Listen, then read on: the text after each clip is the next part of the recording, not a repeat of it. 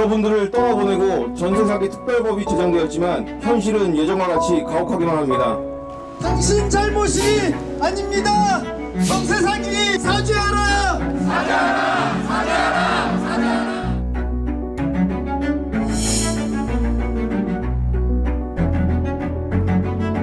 전세는 거의 억대잖아요. 그래서 1,000만 원, 몇천만 원으로 그렇게 사기를 칠 거라고는 생각 못 했던 것 같아요.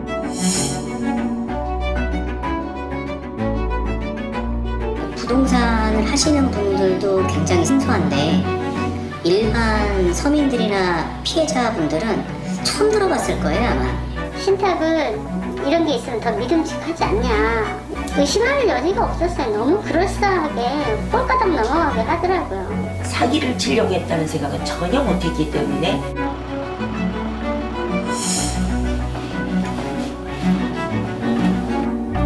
저는 진짜 가슴이 무너져요. 이게 맞냐고요. 신종 전월세 사기, 신탁 부동산을 아시나요?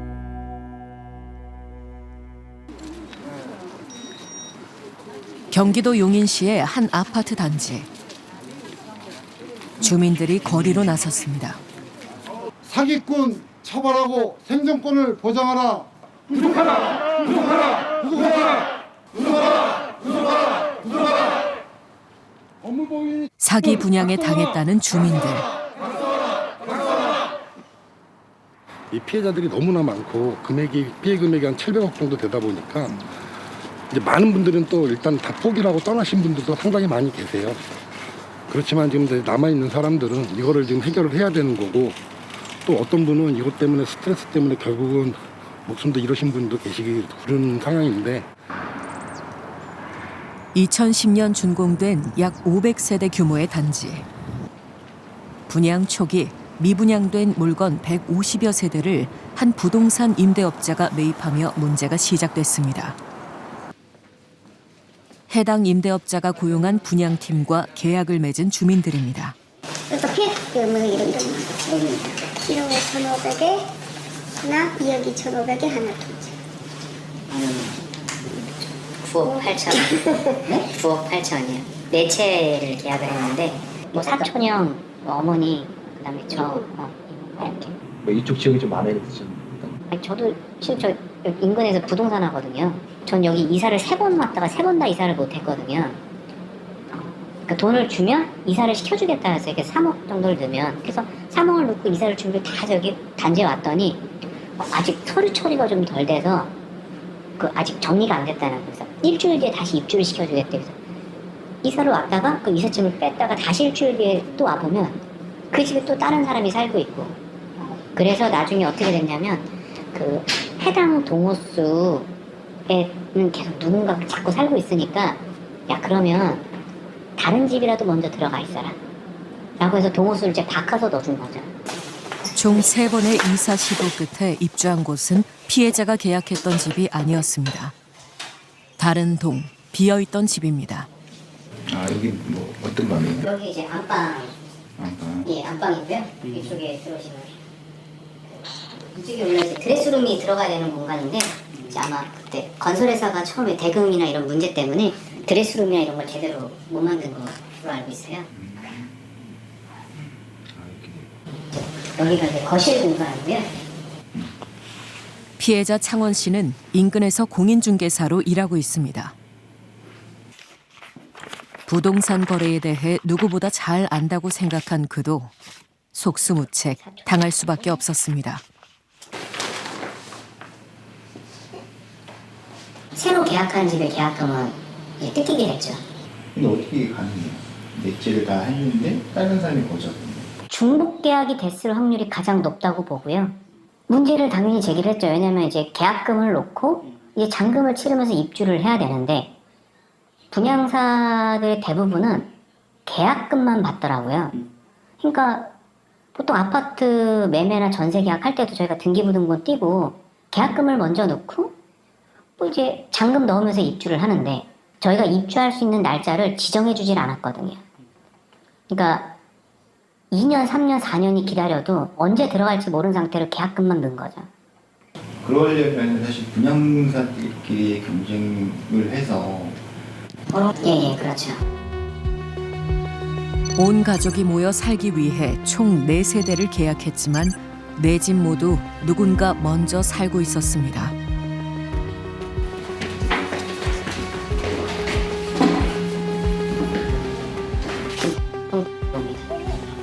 지금 이제 저희 강하고 저희 사촌형 여기 채권양도 계약서를 해서 원래 이제 5억에 사기로 하고 지금 현재는 이제 여기는 계약금 1억만 들어간 상태로 이제 2억 추가로 돈은 안 들어갔고요. 이제 그 상태로 그냥 계속 지금 3년 동안 온 상태예요. 여기. 피해자가 분양받은 집에 먼저 거주하고 있던 이들은 대체 누구일까? 안녕하세요. 뭐 좀 여쭤보려고 전화 왔어요. 저희가 여기 그 계약한 사람이거든요. 안녕하세요. 이런 사람 지금 수없이 많아요, 밖에. 예. 거기다 사기 고소를 하셔야 돼요. 고소를 했는데 이제 안 되다 보니까 계속 이렇게 찾아오게 돼요. 저한테 물어보지 마세요. 아니, 너무, 내가 물을 괜히 열어갖고, 진짜. 예, 알겠습니다. 다 이런 식이어가지고. 한 집을 두고 여러 세입자가 중복 계약한 것으로 보입니다. 피해자가 분양받은 다른 호수도 찾아가 봤습니다. 안녕하세요. 아니, 저는 다름이 아니고 여기 계약한 사람인데. 누가 계약을 해요? 저는 김 사람하고 이제 계약을 실행했어요. 언제요? 지금 계약한 지는 이제 2년 반 좀 넘어가요. 피해자예요. 저희도 피해자예요. 저희는 3년 넘게 살고 있어요. 4년째 살고 그러니까 있어요. 저희보다 아마 전에 계약했는데 저는 이제 그 후에 사기를 당한 것 같아요. 여기 뭐 그런 거 없잖아요, 있으니까요. 예.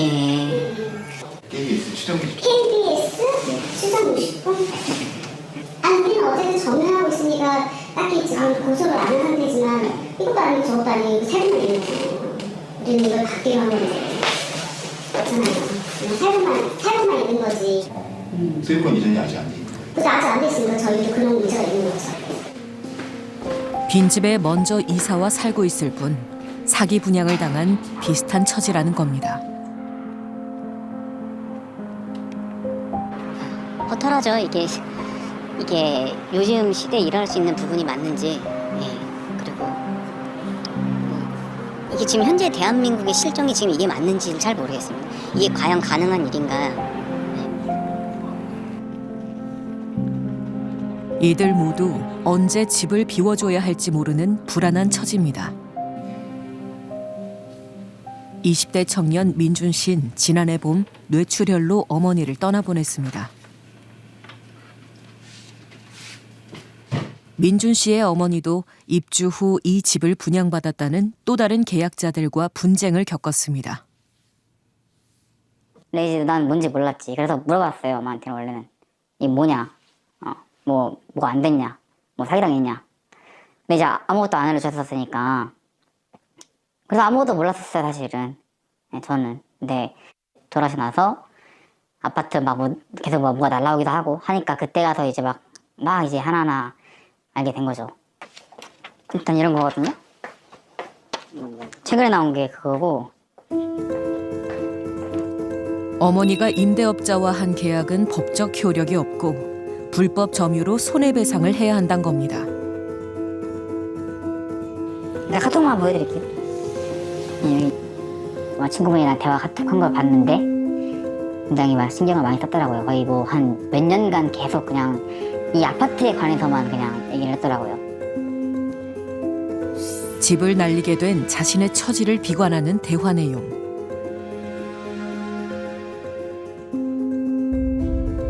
눈물 나지만 포기해야겠다는 대화가 마지막이었습니다. 제가 옛날에 찍었던 거 좋아하는 사진이 있어요. 이거. 아, 이사 오기 전이에요? 그렇죠. 그냥 이때가 좀 뭔가 평안했던 것 같아요.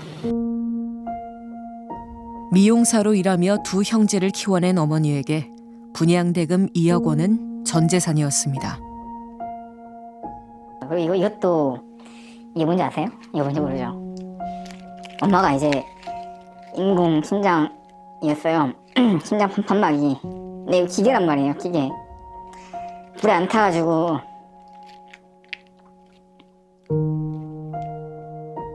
왔다가 뭐 묻어두고 가는데 그냥 이거 뭔가 이거 있는 것만으로도 막 같이 있는 것 같은 생각이 들어서.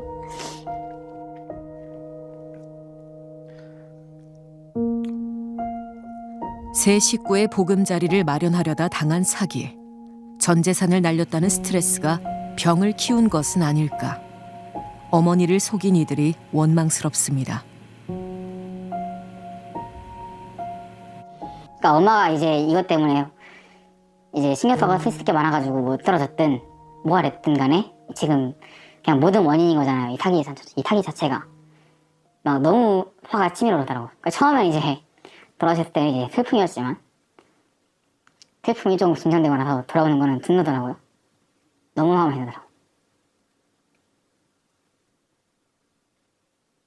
방송에서 절대 할 말 아니에요. 진짜로 죽이고 그냥 차라리 뭐야 한방하고 싶다라는 생각이 진짜 해봤어요. 진짜로 있다면.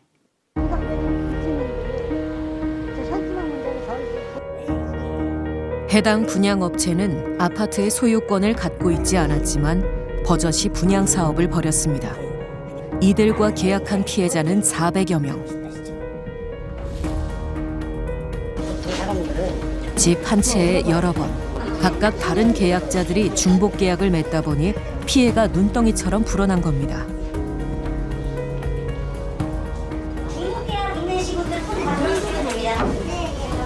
한 세대에 최대 7명이 계약한 초유의 사기. 어떻게 이런 일이 가능했을까? 전세 사기 대란의 악몽이 채 잊히기도 전에 수도권에서 700억대 규모의 대규모 전세 분양 사기가 발생했습니다. 이번엔 과거와는 조금 다른 유형의 신종 사기 수법입니다. 사기의 대상이 된 아파트들은 공통점이 있습니다. 모두 신탁 등기 부동산이라는 겁니다. 용어가 어려우니 좀 더 쉽게 설명해 보겠습니다. 신탁, 믿고 맡긴다는 뜻이죠.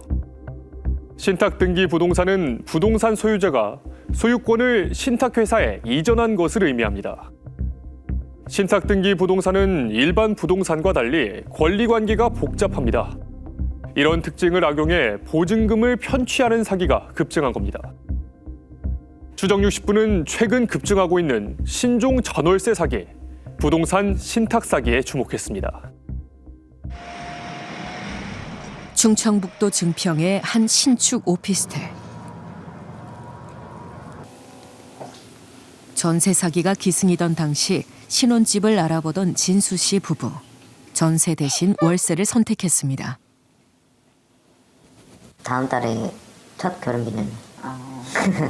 첫 집이 여기죠. 25평 신축 오피스텔이 보증금 3천만 원에 월세 43만 원이었습니다.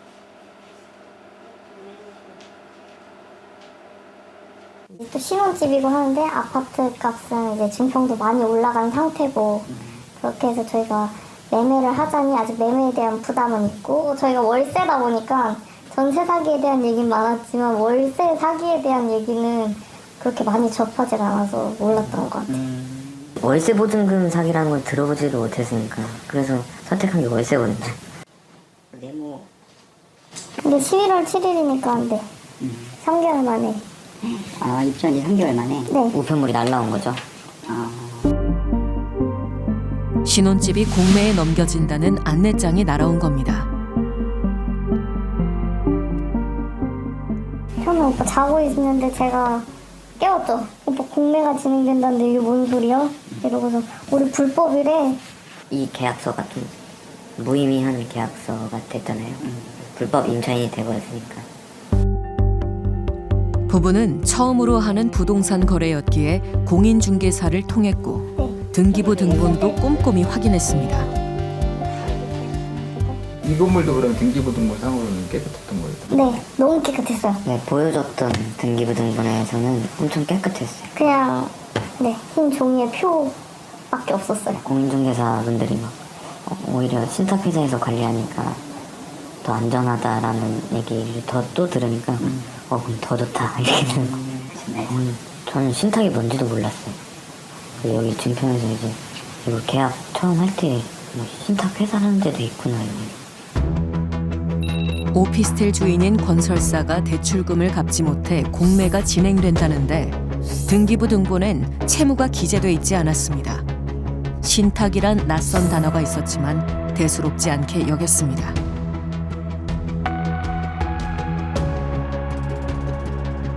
신탁 회사에서 관리하고 있으니까 안전하다. 안전하다. 이 말 말고는 네, 이 말 말고는 그럼 부동산에서 신탁회사가 관리하고 있으니까 더 안전하기 때문에 계약했습니다. 네. 근데 다른 집 분들도 다 그렇다고 했다고 하더라고요. 알고 보니 이 오피스텔은 60억 원 가량의 채무가 있는 건물이었습니다.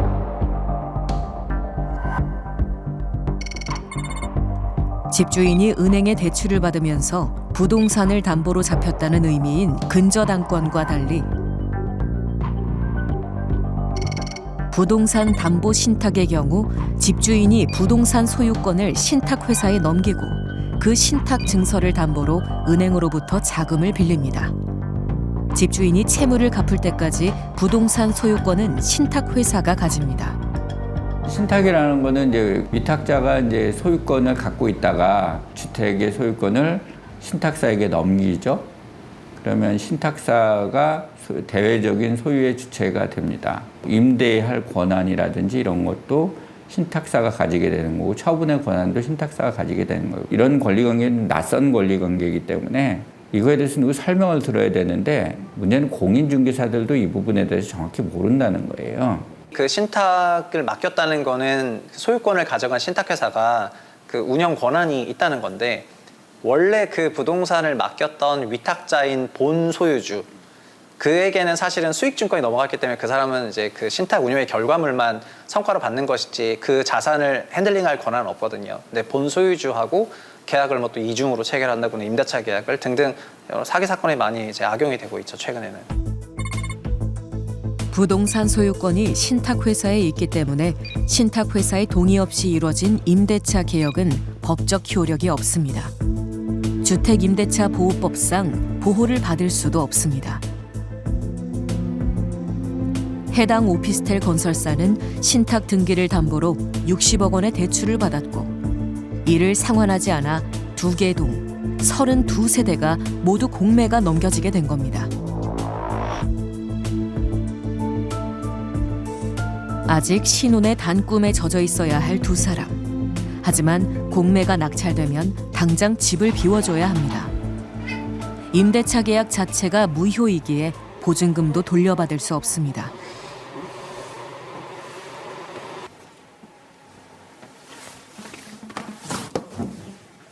이쪽은 재판에 패소된 상태여서 지금 이제 소송 거의 포기한다고 하셨고. 공실이 뭐예요, 이거? 다 공실이에요. 지금 4층 다 공실이고, 저 이제 앞집은 이제 경매로 팔려서 네 들어올 상황인 것 같아요. 여기는 전세 세입자셨는데 경매 이제 팔려서 이제 다른 세입자분들 들어오실 것 같아요. 신탁 등기에 대해 모르면 당할 수밖에 없는 구조. 이거 터지고 한두 달 정도는 잠을 못 자더라고. 그래서 그거에 대한 분노. 이제 제 자신이 너무 무지했다는 생각에 그거에 대한 화가 더 많이 나서 잠도 더 많이 안 왔던 것 같아요. 그래서 그제서 이제 공부도 하기 시작했고, 네, 더 많은 피해자가 안 나오길 바랄 뿐인 거죠. 부동산 전월세 계약을 할 때 반드시 확인해야 하는 게 있죠. 바로 등기부 등본입니다. 부동산 등기부 등본은 갑구의 주택의 소유권에 대한 사항이, 을구에는 소유권 이외의 사항이 기재되어 있습니다. 통상 근저당권 같은 채무를 확인하기 위해서 을구를 주로 확인합니다. 그런데 앞서 보신 신혼부부와 같은 피해를 예방하려면 등기부 등본의 갑구를 꼭 확인하셔야 합니다. 만약 등기부 등본의 갑구에 신탁이란 단어가 기재되어 있다면 신탁 등기 부동산이란 의미인데요. 임대인이 해당 주택을 신탁회사에 맡기고 신탁증서를 담보로 대출을 받았을 수도 있습니다. 일반 부동산은 채무를 등기부 등본으로 확인할 수 있지만 신탁 부동산의 경우 대출이 등기부 등본에 기재되지 않습니다. 무엇보다 신탁 등기 부동산은 임대인과 직접 임대차 계약을 하더라도 신탁회사의 동의가 없었다면 계약 자체가 무효가 됩니다. 이 점을 악용해서 주택의 소유권을 신탁회사에 넘기고도 임대 권한이 있는 것처럼 속여 보증금을 가로채는 수법이 바로 부동산 신탁 사기입니다. 기존의 전세 사기 유형이 신탁 등기 부동산까지 진화한 건데요. 전문가들도 속아 넘어갈 정도로 그 수법이 교묘했습니다. 충청북도 보은군. 이 아파트 단지에서 최근 주민 3명이 연달아 극단적 선택을 하는 사건이 발생했습니다. 경찰 조사 결과 이들은 생활고를 겪어온 것으로 알려졌습니다.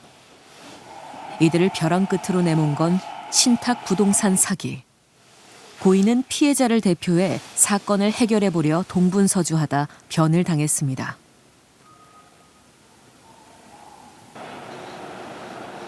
마을 전체가 충격에 빠졌습니다.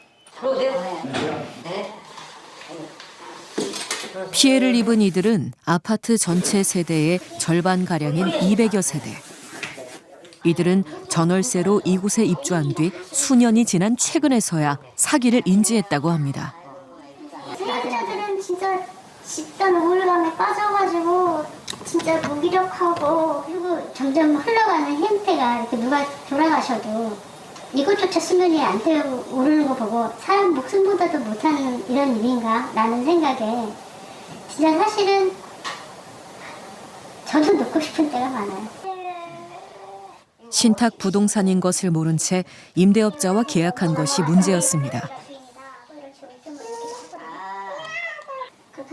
보험에는 약간 주택난도 조금 있어요. 그러다 보니까 이제 2,600에 월 15만 원, 1년 살아보고 살 사람은 사고 매입할 사람은 매입하고 살기 싫거나 불편한 점이 있으면 니네 1년 살다가 나가. 이런 조건이었기 때문에 그리고 워낙 홍보를 대대적으로 했어요. 인구 3만의 도시 보은군에 대단지 아파트가 들어선 건 지난 2018년. 유명 연예인을 모델로 한 이른바 브랜드 아파트 분양에 지역에 관심이 쏠렸습니다. 집으로 돌아가는 길은 왜 힘이 나는 걸까? 하지만 분양은 100여 세대에 그쳤습니다. 당시 미분양 해결을 위한 홍보 전략은 저렴한 전월세로 살아보다가 이후 매입을 결정하라는 것. 그게 전세보증금이 도시에서는 작은 돈일지는 몰라도 여기 시골에서는 다 농사 짓고 벌이가 그렇게 많지는 않으세요. 그래서 그 돈이면 굉장히 큰 돈이거든요. 어떤 분들은 전 재산일 수도 있고 기초생활수급자 이런 분들도 어렵게 돈 대출받고 이렇게 해가지고 이제 마련해가지고 들어오신 분들도 있고.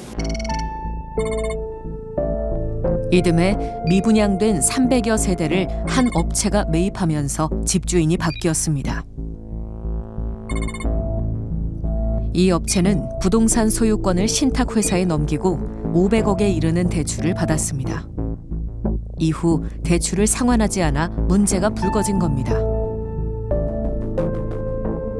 신탁 부동산을 안전하게 거래하기 위해서는 등기부 등본 외에 신탁 원부를 추가로 확인해야 합니다. 중개인은 신탁 부동산임을 알리고 신탁 원부를 보여줘야 하지만 계약 시 이 신탁 원부를 봤다는 주민은 없었습니다. 여기는 처음으로 듣는 신탁 원부라는 걸 니네가 안 봤으니 니네 책임이라고 하니 너무 억울하신 거죠.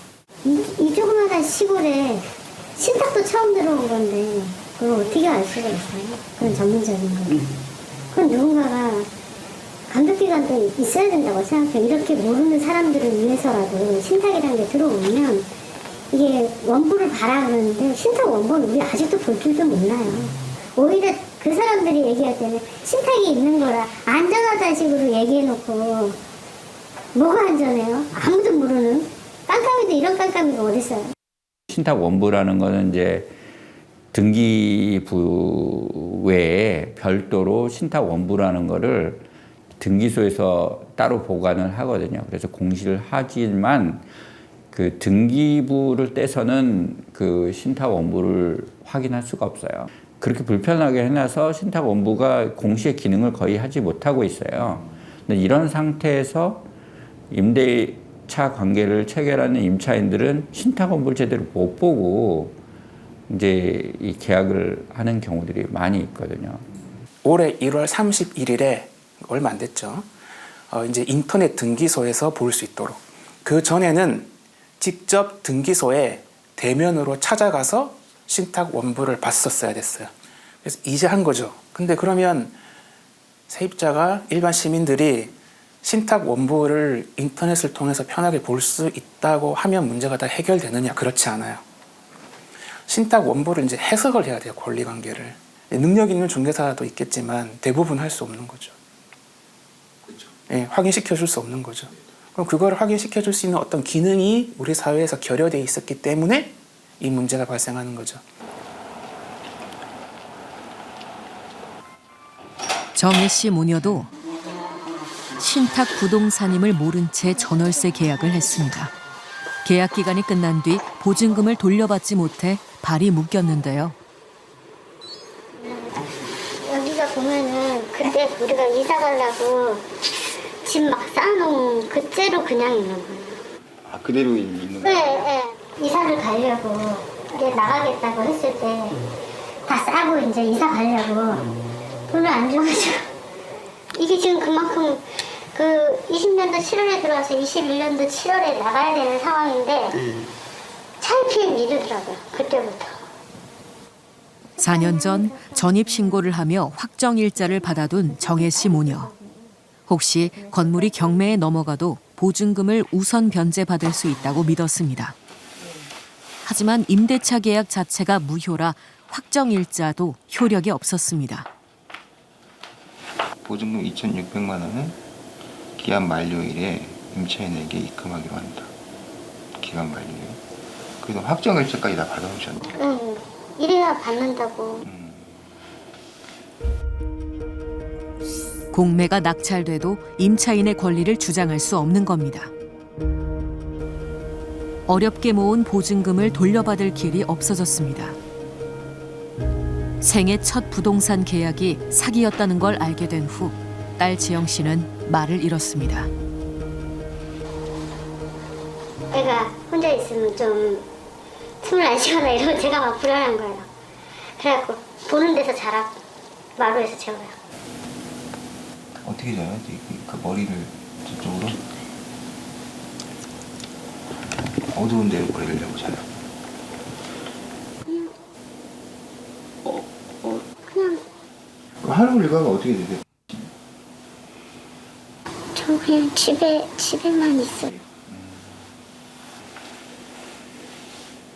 자꾸 여기서 한 명, 두 명, 세 명 자꾸 죽어나가니까 이제는 막 그것도 무서운 거예요. 저러다가 혹시 막 이런 생각도 자꾸 들고 갈 길 모르고 저렇게 진짜 가슴이 무너져요.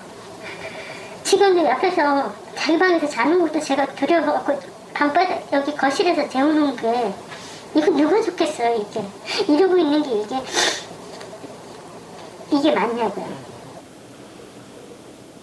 보증금은 딸 지영 씨가 해외 취업으로 마련한 자금이었습니다. 전 되게 무서웠어요. 이 보증금 2,600만 원이 제가 해외에서 진짜 안 먹고 안 입고 노는 것도 진짜 자제하고 그렇게 모아서 온 돈인데 무일푼으로 미국에 건너가 20대를 누구보다 치열하게 보냈다는 지영 씨. 타지에서 한 푼 두 푼 아끼며 악착같이 모은 돈이었습니다.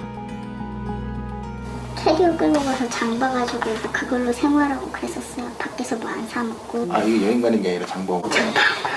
이걸로 아껴가지고 생활해서 한 3주 이상은 먹었었던 것 같아요. 2,600만 원이 사실은 그렇잖아요. 일을 해도 금방 모을 수 있는 돈이기도 하고 제가 거기에서 일했던 시간, 겪었던 일들 그 모든 게 다 녹아있는 돈이잖아요. 그냥 가볍게 이 돈 벌 수 있어.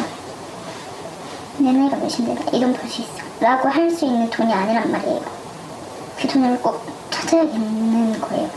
그 돈을 그렇게 쓸 수 있는 돈이 아닌데 그냥 이렇게 아무렇지 않게 넘어갈 수 있는 돈이 아니거든요. 그거를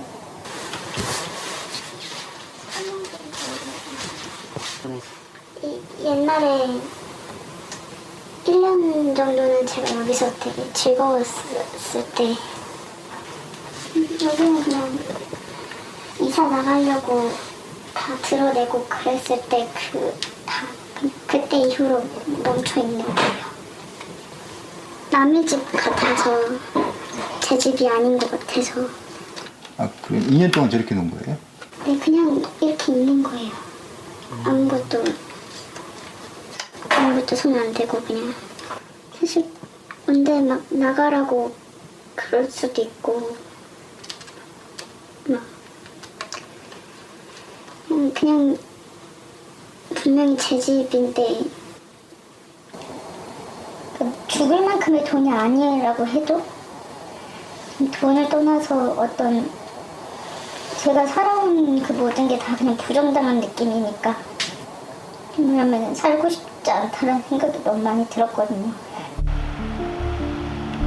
피해자들을 짓누르는 건 또 있습니다.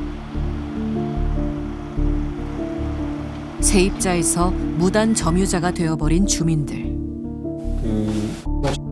분이 따로 받으신 거예요. 새마을금고 측에서 뭐 이제 일종의 퇴거하라는 뭐 해결을 자진하여 퇴거하여 보증금을 떼인 것도 억울한데 무단 점유에 대한 손해배상까지 하란 겁니다.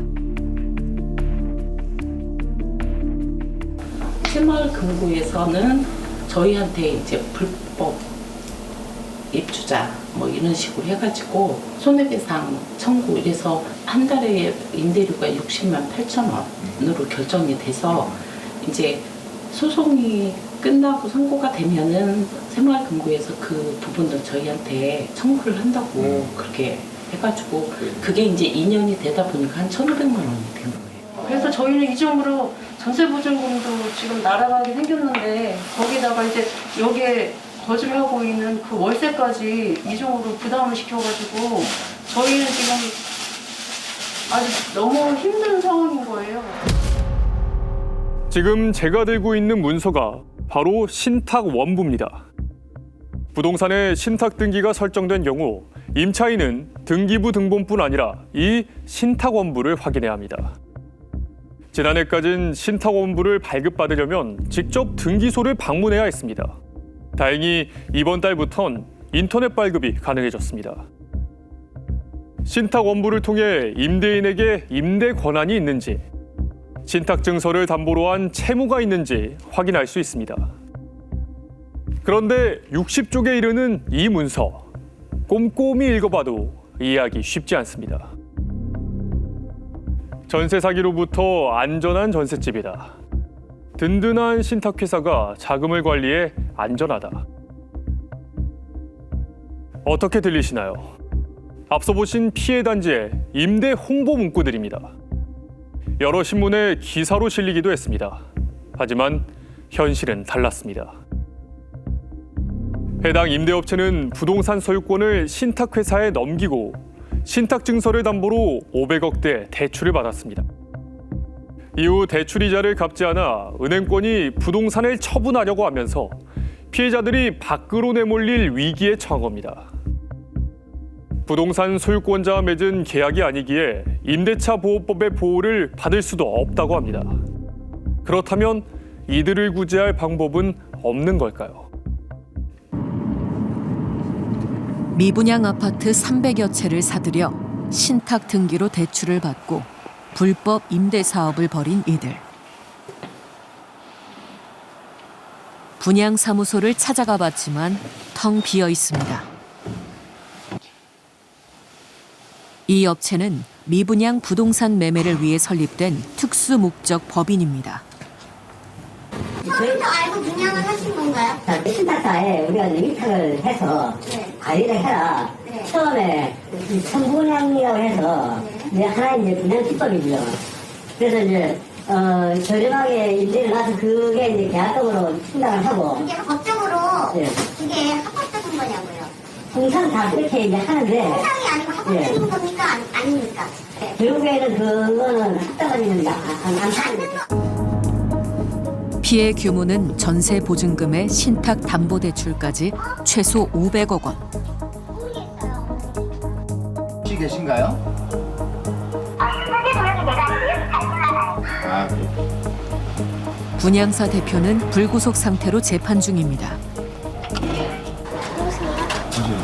좀 KBS 나왔는데 혹시 선생님이랑 저 사진은 여기인데 지금 여기 안 살고 계시는데? 그 신탁의 동의를 받아야 되잖아요. 어쨌든 처음부터 저희들 분양을 할 때 이렇게 그 고지를 안 하고 분양을 했단 말입니다. 그런 게 지금 중요한 게 아니고 저희 1년 살아보고 분양을 받으세요. 그런 차원에서 이제 분양 형태로 이제 분양을 한 건데 퇴거 의사를 밝혀주시면은 저희들 보증금 반환해드리고. 아 보증금 반환 해주실 거예요? 아예 당연히 해드려야죠. 뭐 우리는 자금 없다고 못 돌려준다가 아니고 경영상 힘들어서 못 돌려드리는 거라니까 지금은. 아파트 소유권이 신탁 회사에 있다는 것을 숨기고 분양한 사실이 밝혀진다면 사기죄에 해당합니다.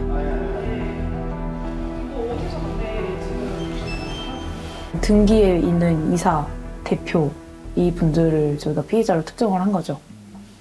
네, 이분들이 인정을 좀 하는가요? 인정을 전혀 안 하시다가 저희가 그 재판에 참여했을 때는 알고는 있었다, 신탁 부동산인 거를. 근데 이제 동의를 받아야 하는지 이런 부분은 몰랐다. 근데 제 생각에는 이제 그분들도 분양을 뭐 10년 이상씩 다 하신 분들이에요. 아마 알고 계셨을 것 같아요. 네, 위험할 수 있다는 거를. 지금 저희가 소송 중인 게 보증금 반환이 안 된 부분에 대한 소송을 하는 거죠. 네. 왜냐하면 그게 계약 자체가 무효이기 때문에, 임대차 계약 자체가. 그래서 이제 이분들이 법적인 보호를 전혀 받을 수가 없으니 처음부터 이거는 사기였다. 해당 분양업체를 잘 알고 있다는 한 관계자를 만날 수 있었습니다. 그도 미분양된 신탁 부동산을 분양하는 일을 해왔다고 합니다.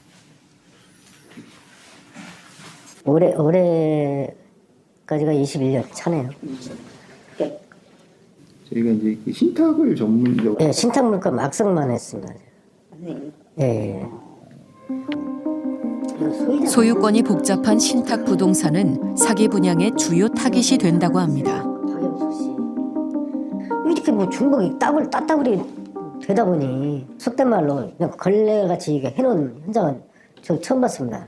이제 그 시행사가 있고 이제 분양 대행사가 있을 거 아닙니까? 그 대행사가 그러면 신탁이 있으면 신탁 담당자 그 당연히 그 치법 나오거든요. 그럼 전화 한 통 하는 게 그게 기본인 거죠. 그것도 안 했다는 것은 뭔가 저희가 있다 이렇게 볼 수밖에 없는 거죠. 그런 비양심적인 업체들도 꽤 많습니다. 아니 그냥 하나 팔고 그냥 빠지면 돼. 이런 그런 좀 프로의식이 없는 분양들 대다수죠. 완전 사기예요, 그냥. 그러니까 사기인지 아닌지 결국 법정에서 따져봐야 되겠지만은 신탁을 통해 가지고 소유권을 신탁사한테 넘겼는데 위탁자가 여전히 자기가 소유권이 있는 것처럼 기망을 했으니까 거의 사기에 가깝죠. 그러면 이거는 저희 제도 시스템 위에서 소위 장난을 쳤다는 건데 거의 준 사기에 가깝다고 생각합니다.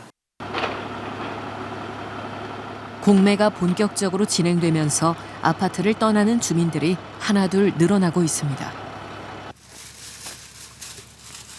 어머님이 거기에 집주인이에요? 여기? 예. 아 근데 이사 가세요? 예. 그 뭐 오늘까지 안 비워지면은 다 물건을 다 뺀다고 하더라고요. 그 사람들이 소송을 걸어서. 그래서 나가는 거에 그냥 억울하죠. 보증금을 다 떼어서 없는 사람들이 왔는데. 어떻게 해요? 그러면 그 2,600만 원 못 받는 거예요? 네. 신축 아파트에 살 수 있다는 기쁨은 잠시. 피 같은 보증금까지 떼이고 빈손으로 쫓겨나가는 처지. 월세살이 보증금까지 노리는 세상이 무섭다고 합니다. 해드리고 싶죠. 힘도 많아. 그냥 돈 좀 있는 사람들이 아니고 여기 진짜는 집 사가지고 온 사람들은 좀 덜이야. 솔직히 있으니까요. 아니 월세로 보증금 해가지고 들어온 사람들한테 그걸 날로만다는 게 이게 정서적으로도 안 맞더라고요. 지금도 그래요. 그 사람들 지금 만나들은 여건만 준다고 패 죽이고 싶지. 보증금 2,600만 원은 농사를 지으며 어렵게 마련한 자금이었습니다. 농사를 짓다가 여기 딱 와가지고 딱 걸려버리니까. 큰 돈이었을 것 같은데 처음에 들어오실 때. 그죠? 어떻게 천재산했어? 천재산. 자식들 걱정할까 피해 사실을 알리지도 못했습니다. 더 이상 그 누구도 믿지 못하게 돼버린 현실. 이번 사기로 인해 생긴 또 다른 상처입니다. 사람을 믿었는지. 근데 이게 지금 저기 마누라까지 불신하잖아요. 믿으려고 하나 없다고. 전세 사기 특별법 도입 2년. 하지만 지금도 여전히 쫓겨나고 있는 사기 피해자들. 특별법상 전세 사기 피해자로 인정을 받아도 신탁 부동산에 대한 피해 구제는 아직 요원한 상황입니다. 그러니까 저희가 해줄 수 있는 걸 그거였었으면 변호사나 아니면은 법률구조공단에 본사에 전화해서 찾아가는 법률 서비스 해가지고 그분들이 직접 차를 가지고 오셔서 그 버스를 해서 상담을 시켜드리고요. 그리고 이제 또 심리치료 해드릴 수 있는 것밖에 없었습니다. 한번 여기 저희 직원도 계신 분들 당하셨거든요.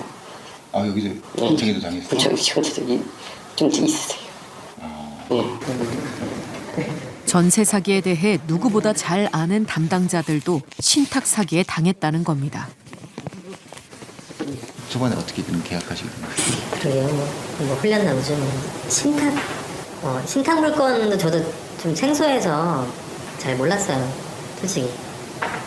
깨끗한 줄 알고. 그리고 신탁 사기나 아니면 신탁법은 거의 대부분 잘 몰랐으니까 이쪽 시골 지역은. 도시에도 뭐 이렇게 흔한 엄청 뭐 요즘 최근에 뭐 많이 벌어지고 있는데 여긴 더더욱 모르는 곳이었고 아파트 단지가 큰 것도 없었기 때문에.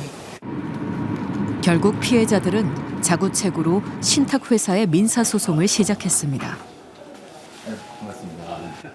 실제로 법적으로는 그런 이분들 구제할 수 있는 방법은 없는 건가요? 이제 전세 사기 피해자제도 뭐 국가가 한다고 그랬잖아요. 물론 이제 그 대상자라는 결정은 받았어요. 그게 뭐 금융 지원, 뭐 이자율을 적게 하거나 뭐 이런 정도일 거예요. 그러다 보니까 변제 능력이 있으면서도 진짜 책임을 져야 될 상대가 누군지에 대한 것을 제가 이제 신탁회사라고 본 겁니다. 뭐 몇 사람 임대 계약하는 것은 뭐 소유자 몰래 할 수가 있을 겁니다. 그런데 이게 상당한 기간 동안, 뭐 상당히 뭐 수개월 동안 그 지역에 플랜카드로 도배를 하면서 임대가 이루어져요. 부동산의 실소유자인 신탁회사가 임대사업자의 불법 임대를 묵시적으로 인정해온 것 아니냐는 의혹 제기입니다. 모를 수가 없다. 전체 정황을 볼 때 몰랐다 하더라도 이 정도로 방치해놨으면은 민사상 책임은 져야 된다. 이게 저희 주장입니다. 신탁회사는 임대사업자가 불법적으로 임대사업을 벌여온 것을 알고 있었을까? 해당 신탁회사는 자신들 몰래 계약이 진행된 이후 해당 사실을 알게 됐다 답했습니다. 꼬박꼬박 이자를 받을 때는 아무 문제를 제기하지 않다가 갑자기 이제 이런 신탁 사기 문제가 발생을 하고 나니까 그때부터는 이제 우린 전혀 몰랐고 우리하고 임대차 계약을 하지 않고 임대 사업자하고 그 임대차 계약을 했기 때문에 임차인들에 대해서는 전혀 보호해줄 수 없다. 그러면서 그거에 항의하는 임차인들에 대해서 이제 그들을 쫓아내기 위한 퇴거 소송들을 일제히 냈기 때문에 신탁사가 금융기관인데 그렇게 무책임한 행동을 하면 안 된다. 그래서 어느 정도는 금융기관들도 그런 금융 공공성의 원칙을 지키지 않았다. 과잉 대출을 피하기 예방하기 위한 그런 기준들을 지키지 않았다라는 것들에 대한 책임을 지고 좀 사회적인 좀 대타협이 필요한 게 아닌가. 부동산 담보 신탁 제도로 이득을 얻은 이들은 누구일까요? 임대업자는 신탁증서를 담보로 대출을 받을 수 있었고 신탁회사는 수수료를 얻었습니다. 금융기관은 대출로 이자 수익을 봅니다. 이들 중 누구도 손해보지 않는 구조입니다.